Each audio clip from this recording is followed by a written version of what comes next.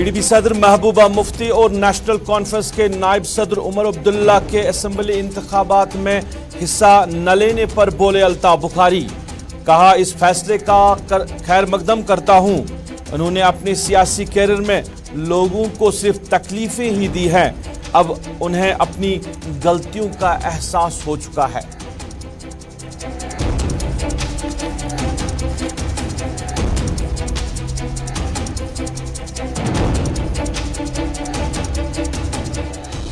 शुपयन में एसआई की तरफ से छापामार कार्रवाइयां, 2 स्कूलों समेत जमात इस्लामी की 9 जायदादें की गई जब्त।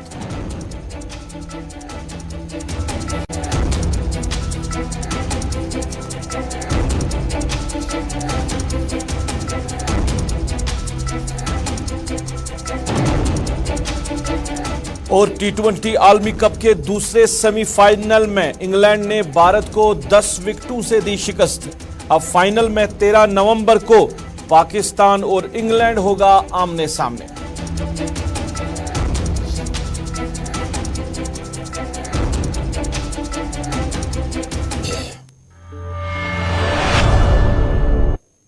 अस्सलाम वालेकुम नाज़रीन, शाम के 6 बजे हैं। आप गुलिस्तान के श्रीनगर स्टूडियो से बराह रास्त न्यूज़ एट 6 देख रहे हैं अपने मेज़बान सईद रूफ फारूक के साथ।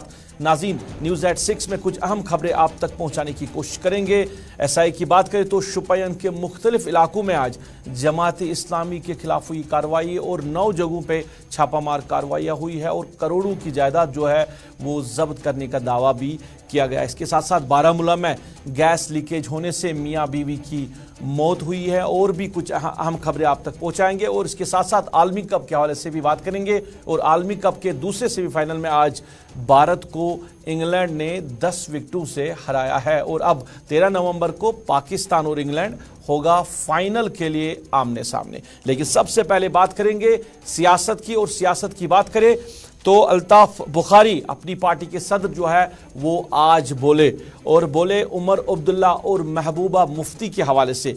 आप नाज़रीन, आपको याद होगा कि महबूबा मुफ्ती ने कहा कि जब तक न 370 को वापस दिया जाएगा तब तक वो सियासत में शिरकत नहीं करेगी, यानी वो इंतखाबात में हिस्सा नहीं लेंगे। सियासत तो करते हैं मगर इंतखाबात में, जो असेंबली इंतखाबात जम्मू कश्मीर में होंगे उनमें वो हिस्सा नहीं लेंगे। और इसके साथ साथ नेशनल कॉन्फ्रेंस के नायब सदर साबिका वज़ीर उमर अब्दुल्ला ने भी ऐसा ही फैसला लिया था। उन्होंने कहा था कि जब तक न स्टेटहुड को बहाल किया जाएगा तब तक वो असेंबली इंतखाबात में हिस्सा नहीं लेंगे। कई और लीडरान हैं, आगा रुहुल्ला जिन्होंने भी कहा कि वो अब इलेक्टोरल पॉलिटिक्स में हिस्सा नहीं लेंगे। कई और लीडरान हैं जिन्होंने कहा कि साल 2019 के बाद जिन्होंने फैसला लिया कि अब वो इलेक्टोरल पॉलिटिक्स में हिस्सा नहीं लेंगे। और पिछले कई दिनों से ये खबरें जो है ये गश्त कर रही है, क्योंकि डॉक्टर फारूक अब्दुल्ला ने हालिया दिनों में बडगाम में मीडिया नुमाइंदों से बात की थी और उसमें उन्होंने कहा था कि उमर अब्दुल्ला ने जो फैसला लिया है असेंबली इंतखाबात में फैसला न लेने का, वो उस फैसले पे अभी भी है, क्योंकि जब तक न जम्मू कश्मीर को रियासत का दर्जा दिया जाएगा तब तक उमर अब्दुल्ला जो है वो असेंबली इंतखाबात में हिस्सा नहीं लेंगे।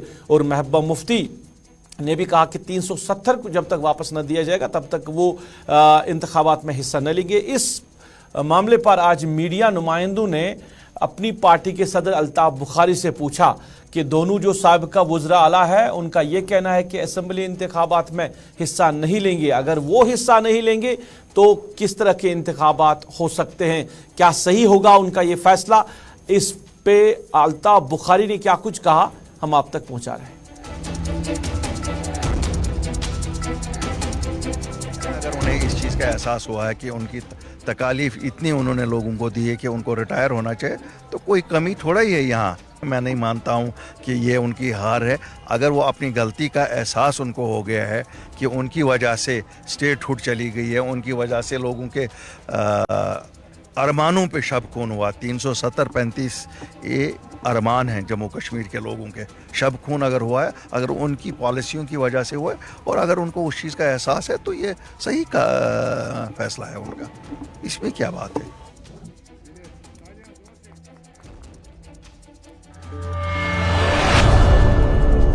चलिए, अल्ताफ बुखारी का ये कहना है कि जम्मू कश्मीर आवाम के लिए जो शब खून मारा गया है उसकी बड़ी वजह महबूबा मुफ्ती और उमर अब्दुल्ला है, जो उन्होंने सियासत की है, क्योंकि जो रियासत थी उसको यूटी का दर्जा दिया गया और 370 जो है वो ख़त्म किया गया है। तो अल्ताफ़ बुखारी के मुताबिक ये सब कुछ किन की वजह से हुआ है, इसके ज़िम्मेदार जो है वो नेशनल कॉन्फ्रेंस और पीडीपी जो है वो ज़िम्मेदार है। चलिए नाज़रीन, सियासत के बाद अब ज़रा बात करेंगे शुमाली कश्मीर के जनूबी कश्मीर के शुपियान इलाके की। और शुपियान के कई इलाकों में आज एसआई की तरफ से छापामार कार्रवाइयाँ की गई हैं और जमात इस्लामी की जो जायदाद है, प्रॉपर्टीज़ हैं, उनको ज़ब्त किया गया है। 2 स्कूलों समेत 9 जायदादें जो हैं वो ज़ब्त की गई है और बताया जा रहा है कि करोड़ों रुपए की लागत में ये जायदादें जो है ये जमात इस्लामी की थी, जिनमें स्कूल थे, जिनमें कुछ ज़मीन थी। उनको आज एसआई ने छापामार कार्रवाई की और इंतज़ामिया ने उनको अपनी तहवील में लिया है। शाह इरशाद से हम राब्ता कायम करने की कोशिश करेंगे और उनसे ही तफसीलात जानने की कोशिश करेंगे किन किन इलाकों में ये छापामार कार्रवाइयाँ हुई है, कितनी जो जायदाद है वो जब्त हुई है। बताया जा रहा है कि स्कूल्स के साथ साथ ज़मीन जो है वो जब्त की गई है। इरशाद, आपका खैर मकदम है। ये जो कार्रवाई आज हुई है एसआई की तरफ से, ये बताइए कि किस किस इलाके में हुई है, शुपियान के किस किस इलाके में हुई है?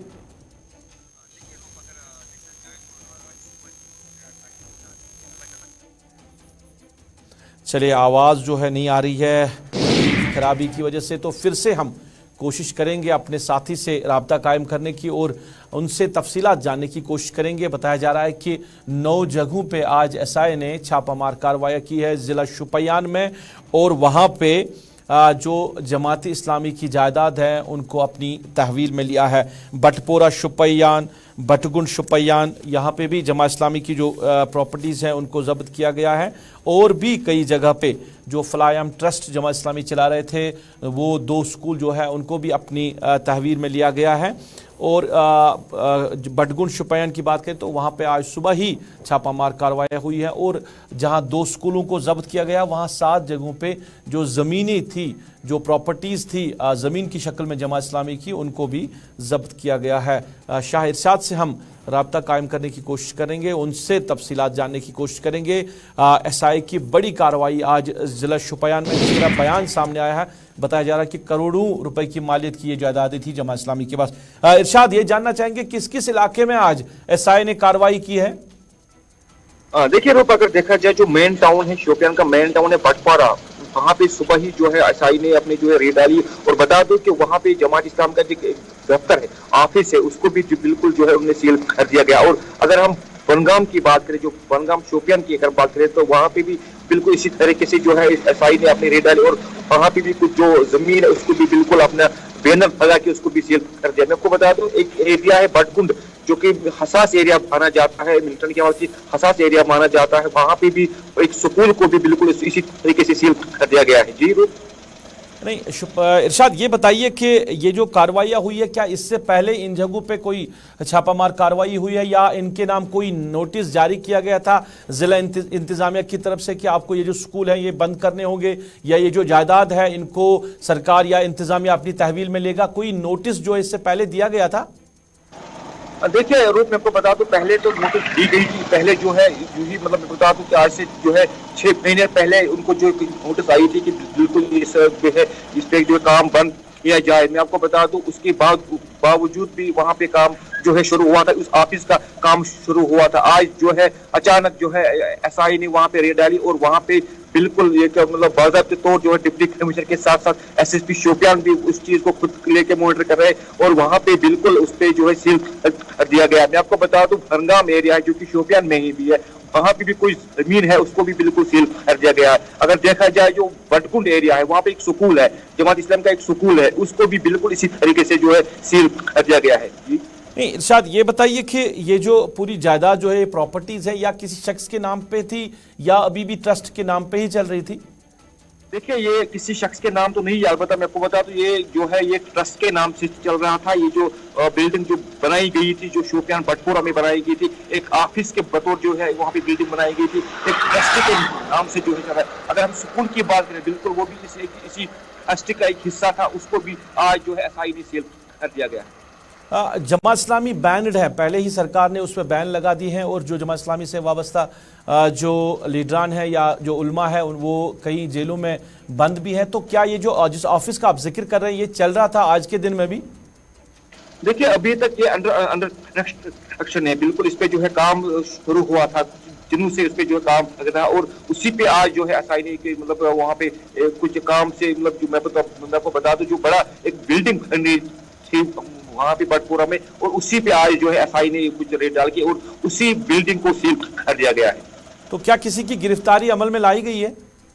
देखिए अभी तक किसी की गिरफ्तारी जो है वो अमल में नहीं लाई गई। अब मैं आपको बता दूं कि जिस तरीके से स्कूल में कुछ हस्तीबाज जो है वो जो सामने आई और मैं आपको बता दूं ऑफिशियल कंफर्मेशन हमारे पास नहीं आई कि कौन इसमें मतलब से अभी तक हमारे पास कोई ऑफिशियल कंफर्मेशन नहीं आई है। चलिए इरशाद, बहुत बहुत शुक्रिया।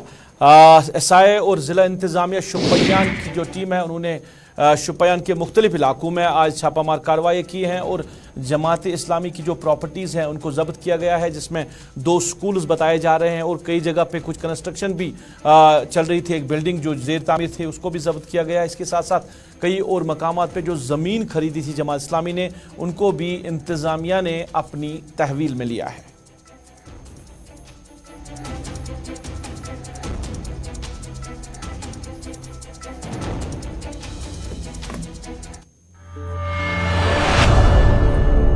नाज़रीन, बारामूला के नूरबाग इलाके में एक दिलदोज हादसा पेश आया है और बताया जा रहा है कि सफोकेशन की वजह से यानी दम घुटने की वजह से मियाँ बीवी की मौत वाक़ा हुई है। इंतज़ामिया से वाबस्ता जो ज़िम्मेदारान हैं वो जाए वारदात पर पहुँचे हैं जहाँ पे ये वाक़ा पेश आया है और इब्तिदाई जो तहकीकात सामने आई है उसके मुताबिक बताया जा रहा है कि गैस लीकेज होने की वजह से दोनों की मौत वाक़ा हुई है। इलाके में कोहराम मचा हुआ है। हमारे साथी इरशाद बट भी जाए वारदात पर पहुंचे थे और वहां पे जो जिनकी मौत वाक़ा हुई है उनके जो लवाकिन हैं उनके साथ उन्होंने बात की। क्या बात करते हुए उन्होंने कहा, हम आप तक पहुंचा रहे हैं।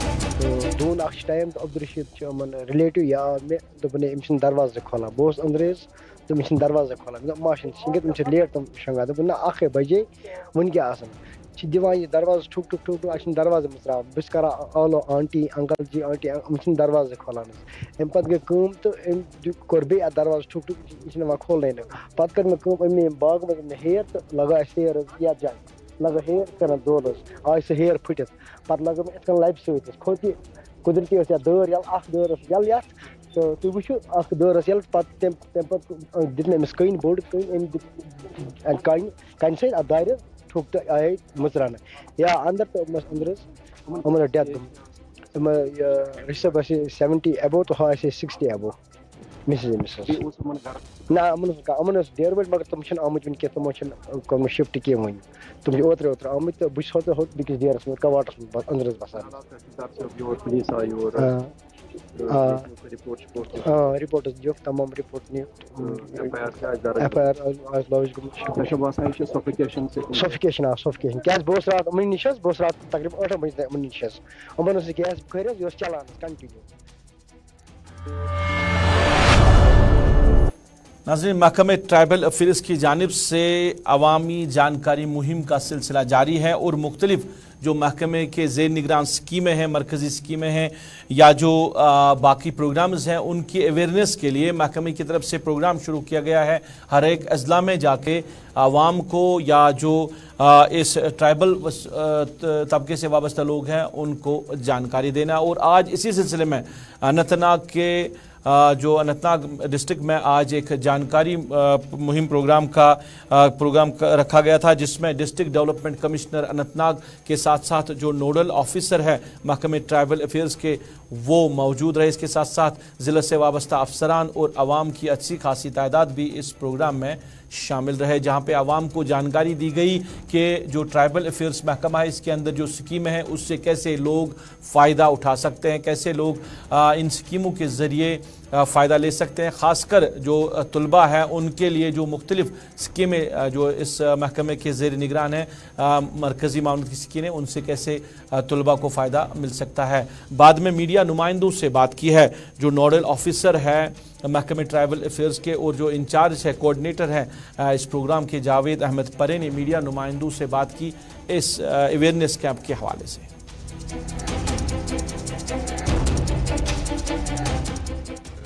नेतृत्व में हमने ये सारा प्रोग्राम अंजाम दिया जो खुश असलूबी के साथ अंजाम तक पहुंचा है।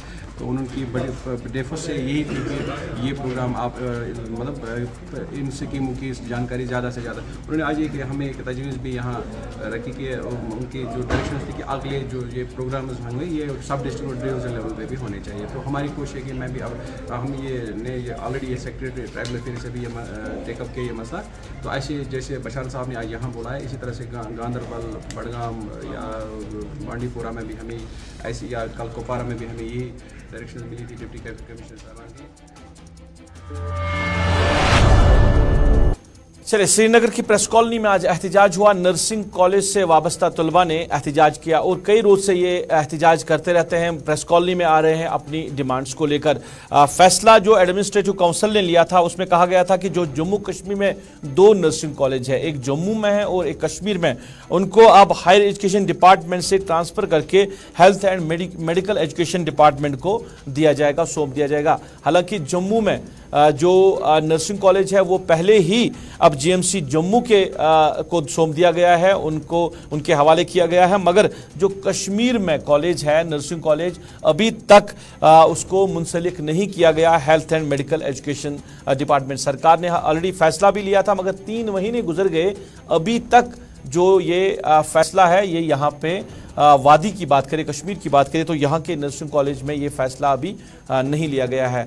इसको लेकर जो वहाँ पे ज़ेर तालीम तलबा है वो आए रोज़ एहतजाज करते रहते हैं कि अगर सरकार ने एडमिनिस्ट्रेटिव काउंसिल ने फैसला लिया था तो यहाँ पे ये फैसला नाफिजुल अमल क्यों नहीं है। जम्मू में पहले ही इसको जो है जीएमसी जम्मू को इसको सौंप दिया गया है, तो कश्मीर में क्यों नहीं? अभी तक हायर एजुकेशन डिपार्टमेंट भी इसको ओन नहीं कर रहा है, अब ना ही हेल्थ एंड मेडिकल एजुकेशन जो है अभी तक इसको ओन कर रहा है। तो ये बच्चों का जो मुस्तकबिल है ये दाव पे लगा हुआ है। एहतजाज में शामिल जो बच्चे थे वो क्या कुछ कह रहे थे, पहले उनकी बात सुनते हैं, फिर इस मामले को लेकर अपने साथी फैसल रियाज से भी जानकारी हासिल करने की बात करेंगे।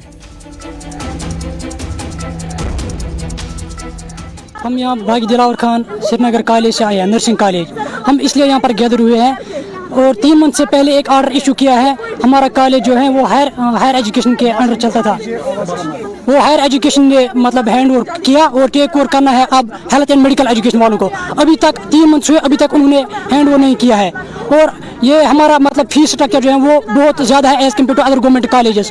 और रिसेंटली एक रिव्यू आया है कि हमारा कॉलेज जो है ये शिफ्ट होने वाला है श्रीनगर, फ्रॉम श्रीनगर टू बडगाम। वो हमें बिल्कुल भी मंजूर नहीं है क्योंकि हमने JQ बोपी का एग्ज़ाम ये किया है क्वालिफाई, हमने उस वक्त प्रेफरेंस दिया Srinagar because of reasons. Srinagar में हमारे हर कोई फैसिलिटी प्रोवाइड होती है, ट्रांसपोर्ट मिलता है।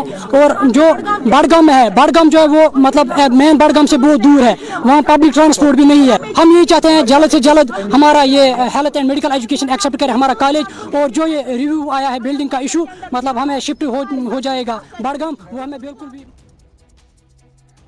चलिए, ना ही health and medical education department को सौंपा जा रहा है और दूसरा फैसला अब जो सरकार ने लिया है कि अगर इसको health and medical education department own करता है तो इस कॉलेज को बडगाम के खानपुरा इलाके में शिफ्ट किया जाएगा, जिसको लेकर भी बच्चों ने एतराज़ात खड़े किए हैं। फैसल रियाज बराह रास्त जुड़े हैं मेरे साथ, इनसे जानना चाहेंगे।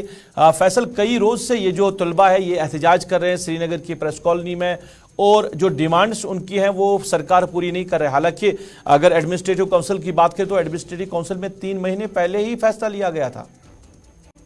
बिल्कुल, एडमिनिस्ट्रेटिव काउंसिल ने 3 महीने पहले ये फैसला लिया था कि जो यहाँ की मेडिकल नर्सिंग कॉलेज है, चाहे वो जम्मू में हो या श्रीनगर में हो, दोनों को जो है हायर एजुकेशन से हेल्थ एंड मेडिकल एजुकेशन को ट्रांसफर किया जाएगा। जिसमें पहले से ही जम्मू में जो नर्सिंग कॉलेज है उसको ट्रांसफर किया गया और उसको जीएमसी के अंडर लाया गया। तो लेकिन कश्मीर में जो श्रीनगर के बागी दिलावर खानियार में जो वाकया है उसको अभी तक नहीं ट्रांसफर किया। ट्रांसफर तो किया, रिलीज हायर एजुकेशन ने किया इस कॉलेज को, लेकिन टेक ओवर अभी तक जो है हेल्थ एंड मेडिकल एजुकेशन नहीं कर रहे हैं। इसके बाद 3 दिनों से लगातार इस यहाँ के स्टूडेंट इनकी तरह करीबन 250 के करीब वो एहतजाज कर रहे हैं। उनका मुतालबा ये कि जो ऑर्डर निकाला गया है इन्होंने उसको जल्द से जल्द इंप्लीमेंट किया जाए, लेकिन अभी तक वो इंप्लीमेंट नहीं हुआ। इस वक्त जो स्टूडेंट है विदाउट एनी रेगुलेशन, ना तो ये हायर एजुकेशन के अंडर आते हैं और ना ही इस वक्त ये हेल्थ एंड मेडिकल एजुकेशन के अंडर आते हैं। तो कुछ दिन पहले हेल्थ एंड मेडिकल एजुकेशन के जो मिशन सेक्रेटरी है भूपेंद्र कुमार, उन्होंने एक रिव्यू मीटिंग ली थी जिसमें नर्सिंग कॉलेज का जिक्र आया था। तो उसके बाद बड़गाम नर्सिंग कॉलेज की बात आई थी, तो तब से ये स्टूडेंट जो है तजब्जुब में है और कंफ्यूजन में है कि शायद जो श्रीनगर का ये नर्सिंग कॉलेज है इसको बड़गाम शिफ्ट किया जाएगा। हालांकि इसके लिए कोई ऑर्डर अभी तक नहीं आया है, लेकिन उनमें ये शक से बात है कि शायद वहां लेके जाएगी, लेकिन जो लैंड वहां पे दी गई है, वो इलाका बताया गया है, वो फिजिबल नहीं है क्योंकि वहां पे पब्लिक ट्रांसपोर्ट नहीं है, कोई ऐसी इस तरह की फैसिलिटी नहीं है जहां पे वो रह सकते। और अगर हम यहाँ के कॉलेज की बात करें, जो श्रीनगर में इनका कॉलेज है बागी दिलावर खान में, वहां पे 2 कॉलेज है, एक तो डिग्री कॉलेज आलोची बाग है और उसके साथ ये नर्सिंग कॉलेज भी वहीं पे। इनके पास कोई ट्रेनिंग के लिए हॉस्टल नहीं है, कोई हॉस्टल नहीं है, कोई वहां पे ऐसी फैसिलिटी नहीं है जहां से आगे जाके एक अच्छे से नर्स बन सकते हैं, अच्छे से मेडिकल पैरामेडिक्स बन सकते रहे। वहां पे किसी तरह की कोई फैसिलिटी नहीं है और इस फैसिलिटेट करने के लिए की एडमिनिस्ट्रेटिव काउंसिल ने यह फैसला दिया था कि आप इसको हेल्थ एंड मेडिकल एजुकेशन के तहत लाएंगे ताकि जो ये बच्चे हैं वो जीएमसी में ट्रेनिंग कर सके, वहां पे पढ़ सकते हैं। लेकिन जैसा कि आपने खुद ही कहा कि 3 महीने से ये अभी तक इंप्लीमेंट नहीं हो रहा। अब आप खुद ही देखिए जो फीस स्ट्रक्चर हायर एजुकेशन से ले रहा है वो करीबन 65,000 के करीब इनको फीस देना पड़ता है, जबकि अगर हेल्थ एंड मेडिकल एजुकेशन के तहत आते हैं तो सिर्फ इनको 10,000 ही देना है वहां पे फीस। आप खुद ही देख सकते हैं कि कितना ज्यादा फीस इनको वहां पे देना पड़ता। तो इस चीज को ईज करने के लिए एडमिनिस्ट्रेटिव काउंसिल ने ये फैसला दिया था कि इनको हेल्थ एंड मेडिकल एजुकेशन को दिया जाएगा, लेकिन 3 महीने गुजर गए, अभी तक ये फैसला इंप्लीमेंट नहीं हुआ। अभी भी ये बच्चे कह रहे हैं कि हमें बताओ हमें कहाँ जाना है। अब दिसंबर में नया सेशन शुरू होने वाला है, काउंसलिंग होने वाली है और अब देखिए नए एडमिशन हो गए, लेकिन वो बच्चे भी अब कंफ्यूज है हम कहाँ पे करेंगे। हम हायर एजुकेशन डिपार्टमेंट के पास आते हैं या हेल्थ एंड मेडिकल एजुकेशन के डिपार्टमेंट के पास, वो भी अभी तजब्जुब का शिकार है, उनके लिए भी कोई पैसा नहीं लिया गया है, वो कहाँ पे ले जाएगी। ये सेक्रेटरी भी गए थे, सेक्रेटरी से उनको आश्वासन मिला कि आपको जल्दी ही करेंगे, लेकिन जल्दी अभी तक नहीं हो रही। कब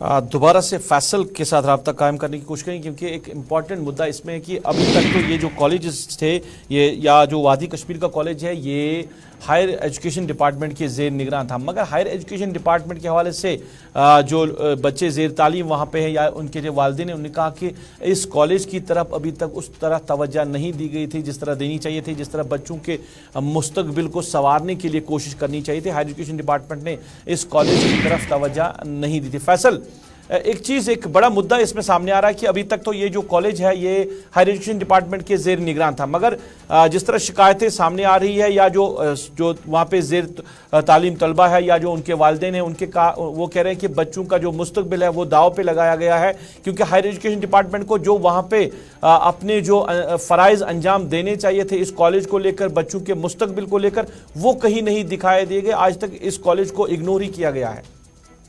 देखिए बिल्कुल जिस तरह से मैंने पहले ही कहा, अगर हम प्रेजेंट कॉलेज के इंफ्रास्ट्रक्चर की बात करें जो कि बागी दिलावर खान खानियार में वाक़ है, वहां पे 2 कॉलेजेस एक ही बिल्डिंग में है। एक साइड से डिग्री कॉलेज आलोची बाग है और दूसरे साइड से ये नर्सिंग कॉलेज है। अब आप देखिए 65,000 के करीब इन बच्चों को फी देना पड़ता है। वो ये फी दे किसके लिए रहे हैं जब वहां पे कोई फैसिलिटी ही नहीं है, जब वहां पे कोई ऐसी फैसिलिटी है नहीं जिससे हम कह सकते हैं ये एक अच्छे पैरामेडिक्स बन सकते हैं, ये एक अच्छे नर्सिस बन सकते हैं। फीस तो उनसे लिया गया हायर एजुकेशन है, लेकिन आप वो फैसिलिटी प्रोवाइड करी थी जो कि आप वो नहीं दे रहे थे। अब इसी चीज को देखकर एडमिनिस्ट्रेटिव काउंसिल ने शायद ये फैसला लिया था कि अब इनको हम हेल्थ एजुकेशन के पास लाएंगे, उसके अंडर लाएंगे, शायद इनको एक बेहतर फैसिलिटी मिलेगी। लेकिन जिस तरीके से ऑर्डर इंप्लीमेंट नहीं हो रहा है, ये बच्चे भी परेशान हो गए। यही जानना चाहूंगा मैं, जो आपने जो अफसरों जो आपने जिम्मेदारों के साथ बात किया, अगर जम्मू कॉलेज को पहले ही जीएमसी के तहवील में लिया गया है, उस जीएमसी के अंडर सौंपा गया, तो कश्मीर का ये जो कॉलेज है इसको हेल्थ एंड मेडिकल एजुकेशन अभी तक ओन क्यों नहीं कर रहा है, हालांकि फैसला जो है वो एडमिनिस्ट्रेटिव काउंसिल का ही है। देखिए जिस तरह से मैंने पहले कहा ये बच्चे भी वहां पे गए थे, हमने भी कोशिश की थी कुछ ऑफिशियल से बात करने की, लेकिन वहां से जवाब ये आता है कि हम कर रहे हैं, लेकिन कब तक होगा उसका कोई डेडलाइन है ही नहीं, क्योंकि मैंने पहले कहा कि दिसंबर में अब नया सेशन शुरू होने वाला है। वो बच्चे कहाँ पे जाएंगे? क्या वो हायर एजुकेशन के पास जाएंगे? फैसल, इस खबर को लेकर जो जिम्मेदारान है हेल्थ और मेडिकल एजुकेशन के, उनके साथ बात करिए, क्योंकि बच्चों के मुस्तकबिल का सवाल है। और कई बार ये जो बच्चे हैं ये प्रेस कॉलोनी में आए, उन्होंने एहतजाज किया, और जैसे आप कह रहे थे कि अब नया सेशन शुरू होने वाला है, काउंसलिंग होगी, बाकी चीज़ें होंगी। जब इनके लिए मामला है कि अभी हायर एजुकेशन डिपार्टमेंट इनको ओन नहीं कर रहा है, और उसके साथ साथ हेल्थ एंड मेडिकल एजुकेशन जो ओन नहीं कर रहा है अभी, और जो हायर एजुकेशन है उन्होंने पहले ही उनको छोड़ा था, तो इनके बच्चों का मुस्तकबिल खराब हो सकता है। आप कोशिश करें इस पे जिम्मेदारों के साथ बात करें, और कई जो फैसला सरकार का आया था वो जो फैसला है वो क्यों नहीं नाफिजुल अमल हुआ, इस पे जरूर उनके साथ बात करिए। बहुत बहुत शुक्रिया फैसल रियाज बात करने के लिए इस मामले को लेकर।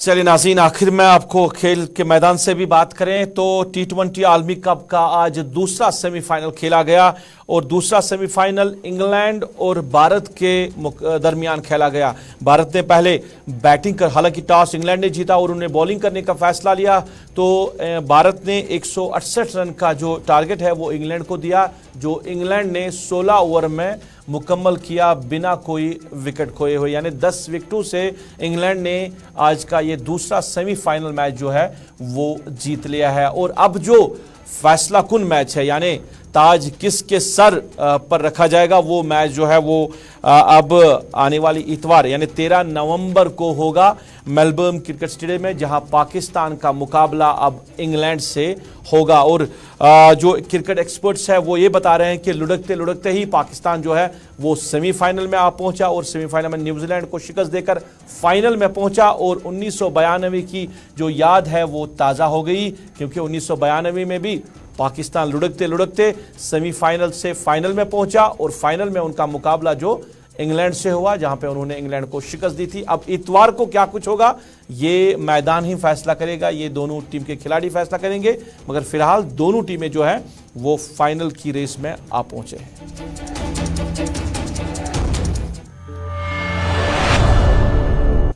चलिए नाज़रीन, इसके साथ ही अभी तक के न्यूज़ एट 6 से अपने मेज़बान को इस वादे के साथ दीजिए इजाज़त। आप खुश रहेंगे, आबाद रहेंगे, हमें भी अपनी नेक दुआओं में याद रखेंगे। अल्लाह आपका हमारा सब नासिर।